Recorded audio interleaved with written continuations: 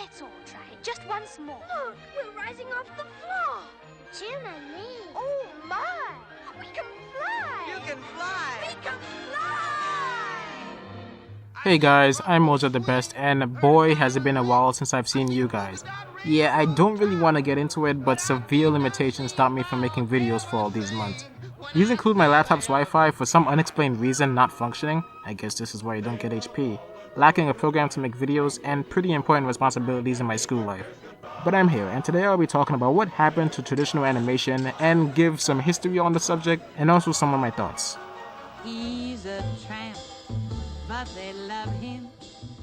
For the longest time in the United States, hands-on animation was the dominant method of animation. Any cartoon you saw, whether it be a show from Warner Brothers, MGM, or a movie from Disney, it was all drawn by hand with a pencil and paper, and a lot of that was because it was pretty much the only popular method of animation available. Stop motion existed, but it was nowhere near as widespread. It wasn't called traditional animation, it was just animation. He's a tramp, but I love him. Yes, even I have got it pretty bad. Over the decades, computers became more capable and started to become ever more useful in animated pictures. One of the first Disney movies to use CG was 1986's The Grey Mouse Detective in the clock tower scene, where the gears were animated on computers. During this time though, all of the animation that was done still had to be transferred onto cells and painted.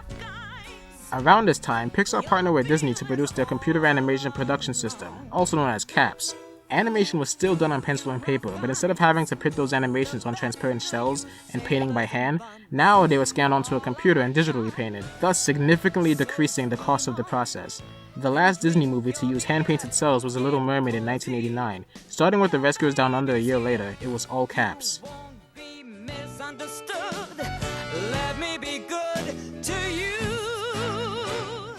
Thanks to CAPS, a lot more was able to be done when it came to computer effects. As such, Disney used CG a lot more throughout the years. You can see it being used in the Be Our Guest sequence in Beauty and the Beast.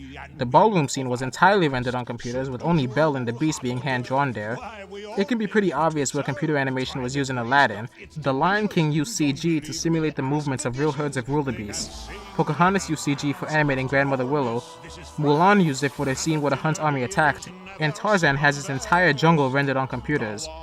Although these movies did have parts of them animated or rendered on computers, it still was very much traditional animation. All of the characters were drawn by hand with a pencil and paper, just like Snow White back in 1937. In 1995, Pixar produced Toy Story, their first feature-length animated film, and also the first film to be animated entirely on computers. Needless to say, it was both a critical and financial success, changing animation for the future. In 2001, disgruntled former Disney animator Jeffrey Katzenberg, with his own studio, DreamWorks Animation, released Shrek to great success. Enough success to even obtain the Academy Award for Best Animated Film. And the Oscar goes to Shrek. In 2004, they released Shrek 2, which became the highest grossing film of that year and the highest grossing animated movie of all time until 2009. Come on, Woody. So this is love. At this time, Disney started to have more trouble when it came to animated movies. Starting with the disappointing performance of The Emperor's New Groove came a couple more box office disappointments and straight-up failures. These included Atlantis, The Lost Empire, Treasure Planet, and Home on the Range. Then, in 2005, they gave us Chicken Little, their first fully computer-animated film.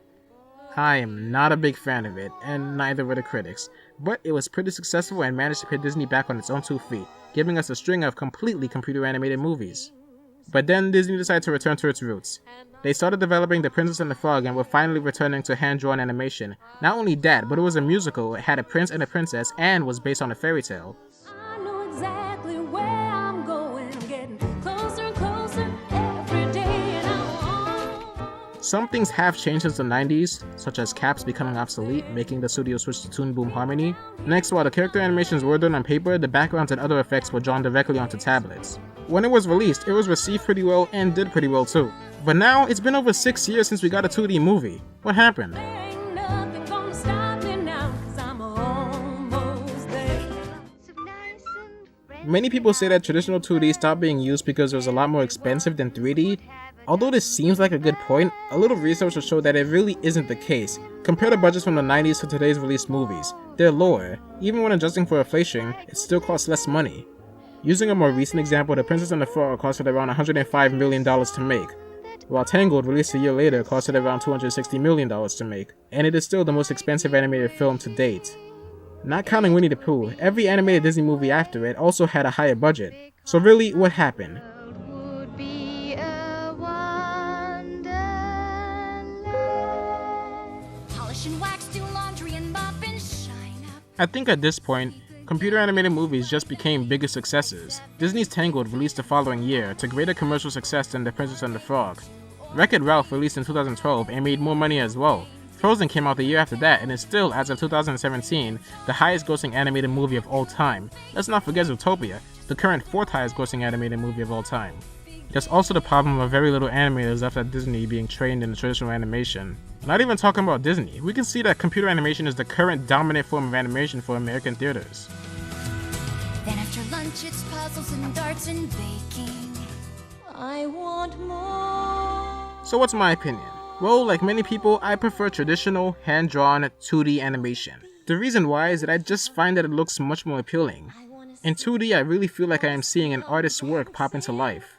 It's weird to say, but to me, traditional animation is animation. It is the very definition of animation. It is what I think of when I hear the word cartoon. I'm not saying that 3D is not animation, because it is. I just find that a movie like Beauty and the Beast represents what a cartoon is more than a movie like Tangled. And I love Tangled. Street.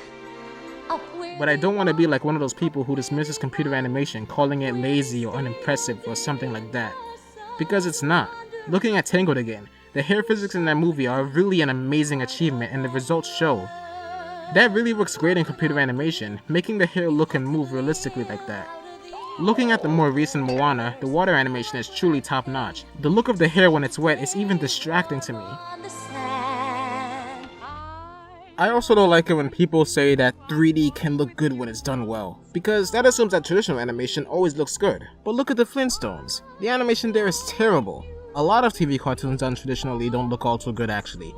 Bad 3D can look really lazy and awful, see Food Fight, but so can bad 2D. I just prefer traditional animation, and I don't think that it can be truly replaced. Paperman looks really good and all, but the technology required to make a feature film like that is so extensive that it makes you wonder, why not just make a 2D movie instead of a 3D movie made to emulate one?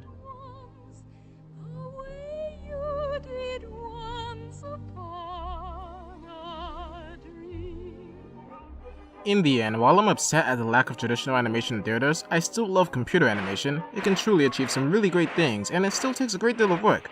So, while 2D may seem abandoned, I hope for a revival soon enough. But hey, most TV still has 2D, and anime still exists, and most of that is digitally inked and painted. And we should also appreciate the fact that we still have over a century of animations to look back on and admire.